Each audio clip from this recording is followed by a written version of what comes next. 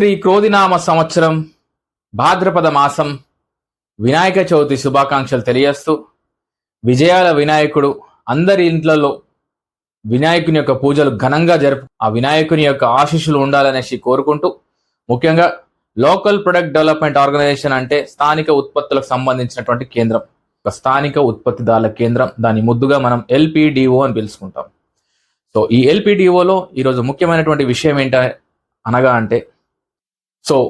విజయాల వినాయక చవితి శుభరోజున మనము చిరుధాన్యాలతో తయారు చేయబడ్డ తినుబండారాలను ఈరోజు మనం ప్రారంభిస్తున్నాము.